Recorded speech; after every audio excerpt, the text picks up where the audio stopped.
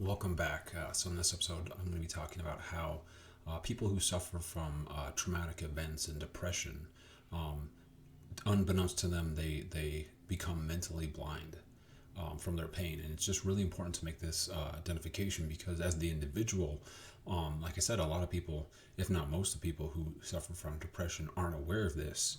And so not being aware of an issue and especially it being the root or say being caused by your pain, it's going to be very sensitive and very hard to identify because I think when people around you externally try to communicate that to you, again, I think that it's really dangerous I think it's one thing to help someone who's suffering from depression and give them, I want to say loose guidance, but I think it's really important for the individual, again, to self-examine and find these things out because I feel like even if someone's speaking the truth to you, if it's not true to you, it's not true.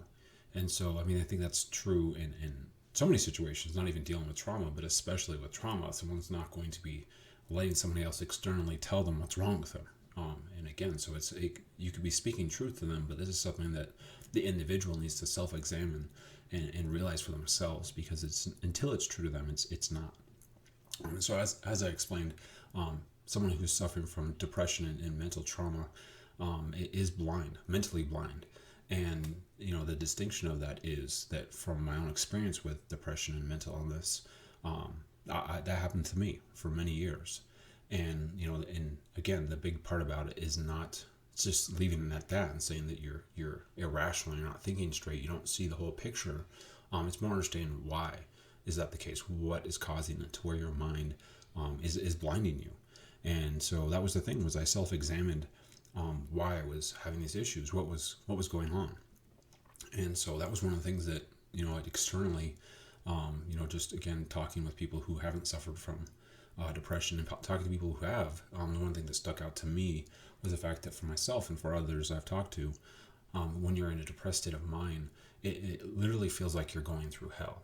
It literally, I mean, as I was looking at it, when I'd go out into public gatherings like the local fairs or say going to the movies or whatever, I got anxiety because I was terrified. And again, if I went with just my buddies, I'd be fine. If it was just me, generally speaking, I was never very worried about myself.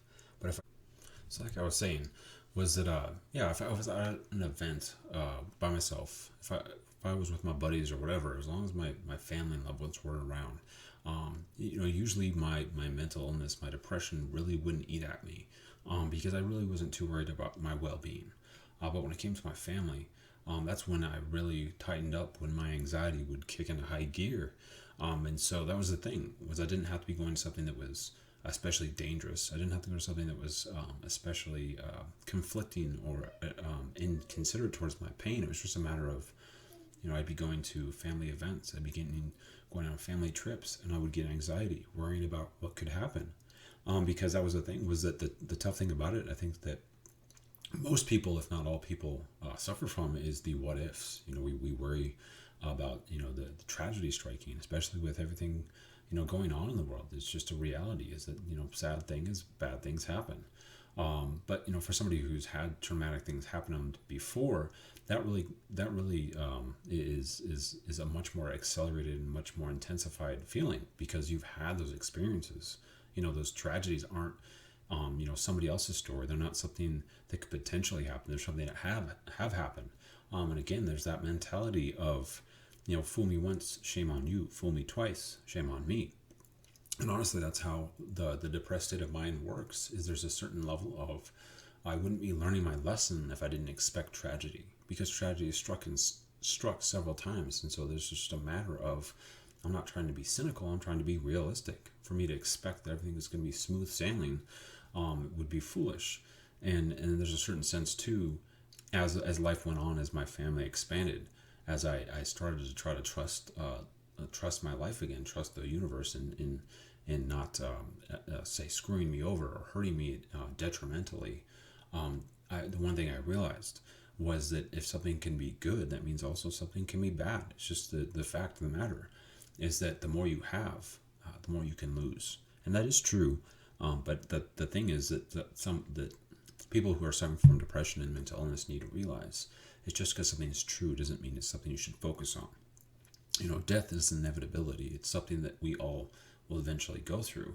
And yet, before tragedy struck, I knew that death was a reality. But before I lost my twin, it wasn't something I expected. It wasn't something that was a part of I didn't fear it, even though I knew it was a reality. I knew that eventually my twin and I would pass. And so, even though I wasn't naive enough to think that we were going to live forever, once it actually strikes, and especially if it strikes with external sources, for myself, speaking on behalf of my own pain, I think that the nature of how my brother was killed is the traumatic thing. It's the fact that somebody caused it to happen. Somebody made that take place. It wasn't a natural disaster. It wasn't this accident. It was an intentional thing where if actions of others hadn't taken place, he'd still be here today.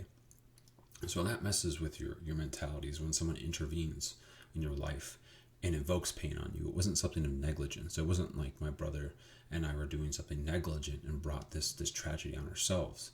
It was something where somebody externally had to come into our paths, our lives, to cause this to happen.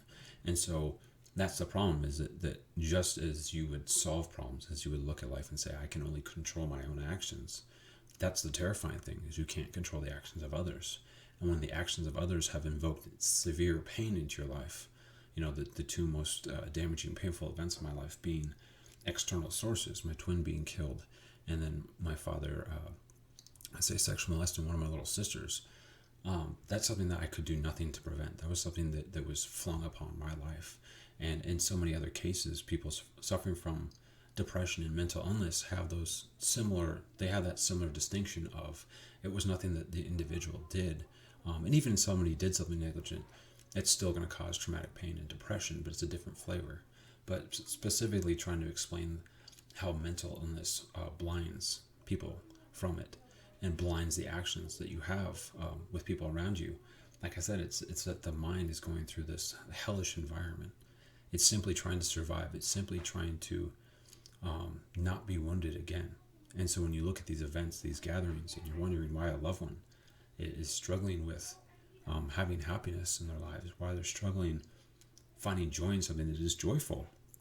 That was one of the things that was a conflicting feeling, was that when my family was expanding, when I was having children, I did see the beauty and the joy that they were bringing in my life, but I also didn't expect this, but I realized that was somebody I could lose.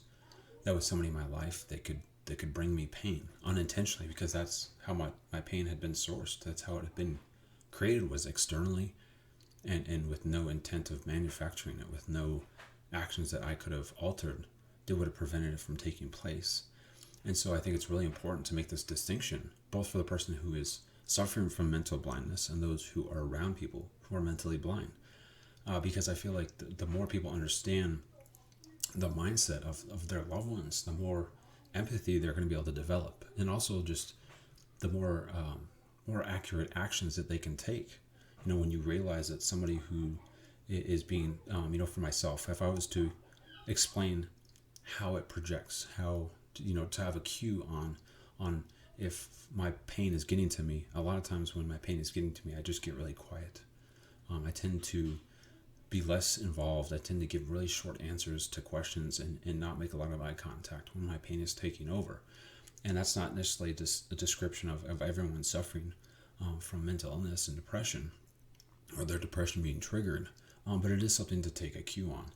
As a lot of times, if your loved one seems distant and more quiet and giving you kind of quick answers and not really making a lot of eye contact, they're probably hurting. And so it's just important to make that understanding, because if you understand that, then if they are on edge, you're going to be more apt to understand what that source is, rather than just being frustrated with them, because a lot of times if somebody, again, is acting on their mental blindness, they don't realize that. They don't realize that they're escalating a problem. They don't realize that they're contributing to separation and dysfunction. And so if you attack them for their lack of involvement, they're already in a bad place, and then they see you lash out at you, or they see you lash out at them. And so that just adds gasoline to the fire. And again, too, that they're probably going to consciously lash out now, because they unconsciously hurt you or insensitive or whatever. But like I said, it's just one of those things where a lot of the times those who are suffering from mental illness are not consciously aware of their actions. They might know that they're doing something, but they don't realize the implications and the people they may be hurting by doing something or saying something. They're just reacting from their own pain, from their mental blindness. And so when someone lets them know what they did, when even they realize it themselves, a lot of times, you're kind of shell shocked. How I would explain it is it's like, you're mentally frustrated in your mind. The person suffering from depression, might be swinging at air, just trying to punch and get their frustration and pain out. And then it pulls back, their pain pulls back, and then they realized they were just beating one of their loved ones. And I'm not justifying that, but I feel like in some cases that's what happens. And then again, that's that distinction that the individual has to realize is just because your mental illness or your depression blinds you from your actions does not mean that you are somehow not responsible for your actions. But it's just something to be aware of, because like I said, it's just as much as people externally need to understand why somebody might be emotionally removed or be excessively sensitive in certain times. It's important for the individual to realize their responsibility, and that, as I've said in past videos, just because something horrible has happened to us, just because we've been through hell and back, and sometimes we've been through hell multiple times, does not give us the right to hurt others. I do think that there's a certain level of extra sensitivity you can have towards people who've been through traumatic pain and depression. But like I said, it's more, I think there are certain tiers of insensitivity and then just straight up acts of evil. And I think a lot of us unintentionally may dabble in I don't want to say evil ways, but being selfish and again too, just not thinking of others. And it's really important, because there's a shift where if you continue to let your mental blindness not allow you to have accountability, if you continue to commit insensitivities and then bad actions and then bad/evil actions, it will inevitably lead to just engulfing yourself in evil actions, because the more and more you commit insensitivities and then bad actions and then evil actions, the more apt you're going to be to continue that behavior. Because if you're not aware of it, a lot of times you're going to cycle through your pain. You're going to cycle through why it was okay for you to commit those actions. And the more and more you justify it rather than realizing it and self-examining and improving it, the more and more you're going to have to continue that justification. Because if you stop that negativity, if you stop that insensitivity and that collateral damage, emotionally and or physically around you, you would essentially be identifying that you're misbehaving. And like I said, it's a lot of the people who are suffering from real deep pain. That's just a guilt that a lot of people. I mean, I don't think people tend to appreciate guilt a lot of times, just in normal life. That's one of the things that I try to continue doing in the community I live in here in Montana, in a small town, is I try to exhibit the behavior I would want to receive. And so one of those ways is just by waving to people as they drive by. And unfortunately, that's dying off, because I say a lot of people from out of state are moving here. I'm originally from out of state. But the problem is that the people moving here aren't exhibiting that behavior. They're not exhibiting that friendliness. And so the locals are being frustrated because they're not receiving that reciprocation of I don't want to say humanity, but just friendliness. They're not, and so again, even locals are starting to wave less and less. But that, like I said, is a realization that people need to have, who are suffering from mental blindness, is be self-aware of how you're behaving. Again, I know if somebody attacks you for being emotionally removed or something, that is something that certainly is not helpful, and that escalates the problem internally. But I do think that for myself, for somebody who's suffered from depression and mental illness for many years, that's one thing that helped me not continue with that behavior so excessively. It's something that still I have to be very mindful of to this day. But yes, like I said, there was a good chunk of years where I was mentally blind, and I really didn't see how much I was pushing people away from me, how I was not being excessively, I'm not saying engulfed, I was not contributing my share as far as being, asking about their life and this and that. I was very externally wounded by my pain, and that's really all I could see. And so I didn't realize that I was pushing people away from me, my friends and my family. And so that was one thing, fortunately, I was able to stop before it caused great fallout in my life. But I realized that was spreading into my family. But when I first realized that, it created a certain level of immense self-loathing, that I had allowed my pain to hurt the very people I wanted to protect.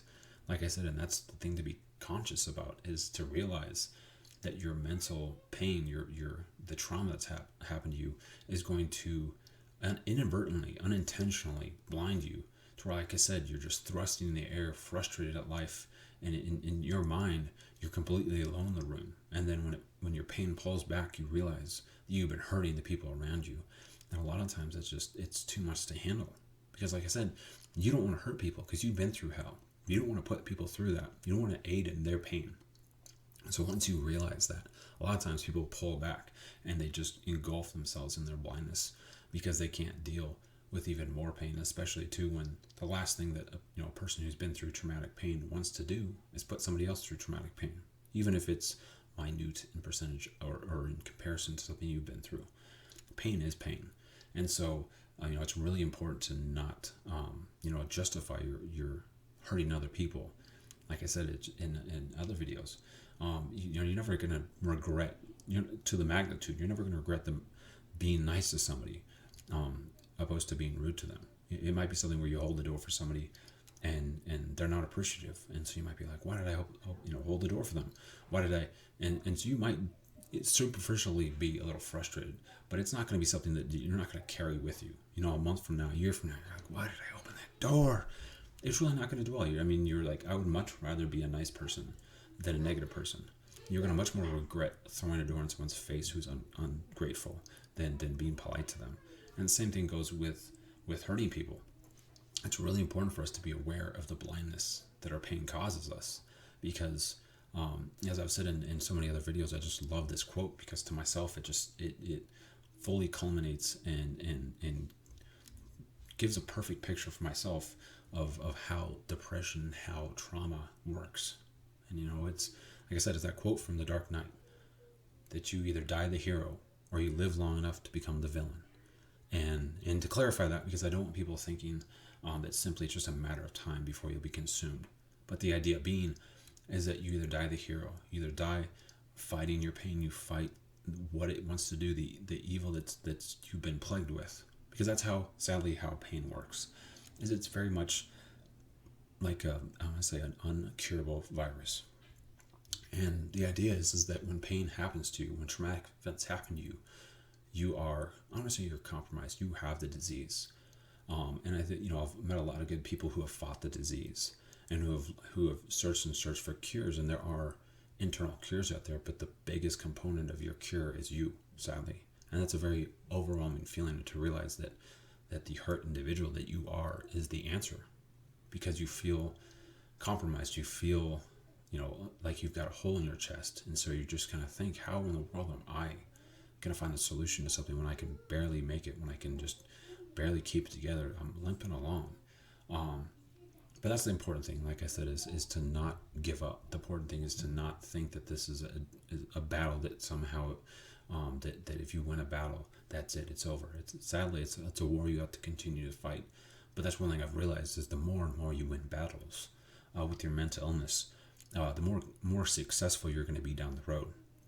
And I don't think life's about winning all the battles. I feel like it's just about winning as many as you can. And so again, it's something that you have to be conscious of. If you put your head down and you're not looking at what's coming, if you're not in it, again, you're constantly looking in the rearview mirror, you're not going to see what's coming. And you're going to accidentally hurt more people. And that's just going to make you look in the rearview mirror more of the mistakes you made. And again, so it's a continuous cycle that needs to be broken, lest you wake up one day and you're the villain. I want people to be aware of this because, like I said, it's not about not living too long. That's not what that quote is about. It's the idea is that you have to consciously seek to be the hero. You have to consciously have that mentality of not allowing your pain to dictate how you're going to behave. But again, it's it's a very much we're all in this type of mentality. It's those who haven't been through traumatic pain need to be aware of that. This is why those of us who have been through depression and traumatic loss, this is why we're acting the way we are. It doesn't justify us and give us a get out of jail free card. It doesn't remove any responsibility we have in life. But I feel like if people understood the source of why people can act so irrational and act so contradictory to what they value, a lot of the times it is real deep, unrelenting pain. And if you know that those of us who are going through depression are going through hell as we go through life, as you see rainbows, we see storm clouds.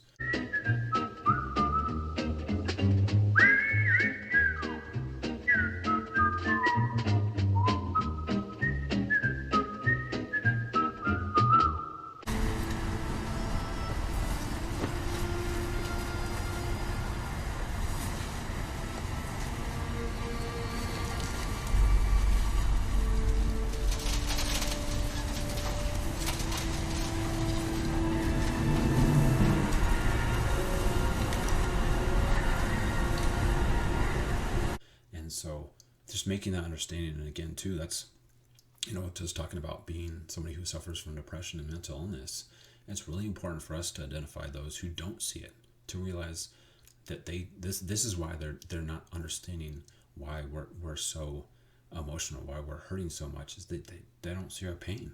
They don't see the inevitable doom around us that we constantly have to live through. And so again, it's just this, that we see life through a different lens. And so it's just important to make those distinctions and understandings, because that's how we can really develop solutions. It is again, just making sure we don't we don't get lost in translation. We really do have different ways that we see the world.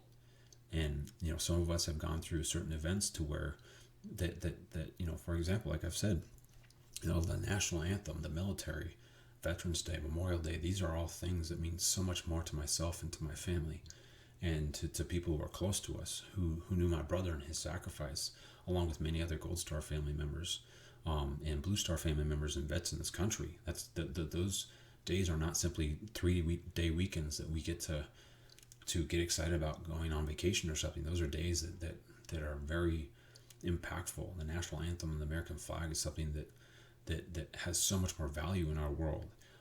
But it's important, like I said, for both sides, for me to realize that there are people in this country who don't see it the same way, who don't have that same connection, who haven't witnessed the pain and the sacrifice that my family and myself have gone through. And so when I see people being inconsiderate or not conscious or less, I want to say vocally less thankful, or at least how I would discern that, I need to make the distinction that they're not living life through the lens that I see, and vice versa. And when people are kneeling or supporting kneeling during the national anthem, it's really important for people to realize that if people are upset, I think there are some people who are upset just because they want to be upset, because they just want to take issue with the connotation or with the how they feel lack of respect. But for myself, I definitely have felt extreme disrespect with all these athletes kneeling and like I said, the WNBA walking out on the anthem. There were several players in the WNBA that said they didn't want it played at all. Also for myself, I certainly have this emotion of, well, if it's not about the anthem, why is it about the anthem? And if it's not about the respecting the flag, then why is it about the flag that is, to some people, a vision of oppression? It's a symbol of all this pain. But again, it's just important for us to, like I said, to take a step back and realize, just because I'm not seeing pain, just because I'm not seeing why people feel disrespected or don't, or don't feel that they're being disrespectful. It's important for me to take a step back and realize that I don't necessarily see that the hell they're going through. That I have to realize that there's plenty of people in this country that don't see the hell I've been through and continue to have to walk through, and will have to continue the rest of my life. They don't see that pain, and so I need to just let them know it's there, and hope that they'll be compassionate, and hope that they'll want to be supportive and do what they can, while also standing up for their own cause, for their own pain. But again, that's really what's going to make progress. I really feel that we have reasons why we act irrational, why we respond emotionally, and from our pain that's real, that is extremely significant. But again, it's about results, and I wholeheartedly want all of our pains to be able to be addressed, to be understood, and a big part of that is understanding the mental pain and what it can do to you. And like I said, it causes blindness. It makes the person who's suffering from this deep pain to not realize that the hurt that they may be inflicting on others. And it's important to understand that lack of intention of hurting, because I think the more we understand it, the more we can be compassionate to it and help it heal. But if we just respond in our own kind, if we just respond from our own pain that we're being inflicted on, we're just going to escalate the problem, and people aren't going to see why or how they could potentially be misstepping. They're just going to see their pain, they're going to revert back to it, and again, they're just going to respond even more emotionally, even more compelled by the blindness of their own pain.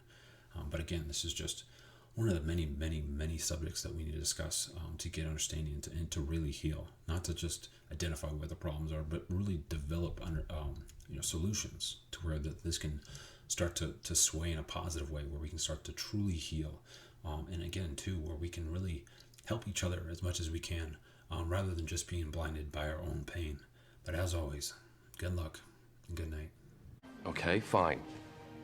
You either die a hero or you live long enough to see yourself become the villain.